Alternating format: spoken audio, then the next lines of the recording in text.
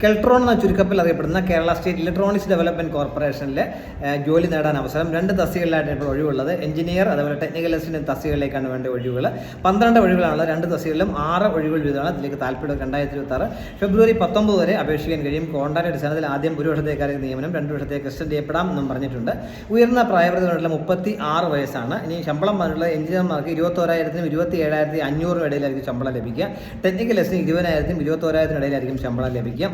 യോഗ്യത പറഞ്ഞിട്ടുള്ള engineering കാറ്റഗറിയിലേക്ക് BTech ആണ് വേണ്ട യോഗ്യത. 60% മാർക്കുള്ള ബിടെക് ആയിരിക്കണം. Computer science, information technology, electronics and communication, അതേപോലെ ആർട്ടിഫിഷ്യൽ ഇൻ്റലിജൻസ്, ഇതിൽ ഏതൊരു ബ്രാഞ്ചിലുള്ള ഇലക്ട്രോണിക്സ് ബിടെക് ബിരുദമായിരിക്കണം. 60% മാർക്കുള്ളതായിരിക്കണം. അതോടൊപ്പം 1 വർഷം എക്സ്പീരിയൻസ് ഉണ്ടായിരിക്കണം. അത് വെബ്സൈറ്റ് ഡെവലപ്മെൻറ്റോ സോഫ്റ്റ്വെയർ ഡെവലപ്മെൻറ്റോ മൊബൈൽ ആപ്ലിക്കേഷൻ ഡെവലപ്മെൻറ്റോ ആയിരിക്കണം എന്ന കാര്യം ഓർമ്മിക്കുക.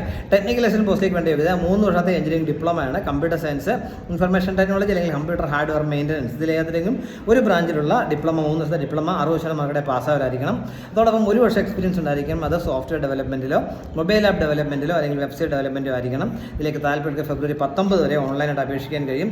അപ്ലൈ ചെയ്യാൻ ലിങ്ക് ഞാൻ കമൻറ്റ് ബോക്സിൽ കൊടുക്കാൻ, നിങ്ങൾ ഡയറക്റ്റായിട്ട് ക്ലിക്ക് ചെയ്ത് അപ്ലൈ ഓൺലൈൻ കൊടുത്ത് അപ്ലൈ ചെയ്യാൻ പറ്റും. ഈ അവസരം പരമാവധി താല്പര്യമുള്ളവരെ പ്രയോജനപ്പെടുത്തുക. Thank you.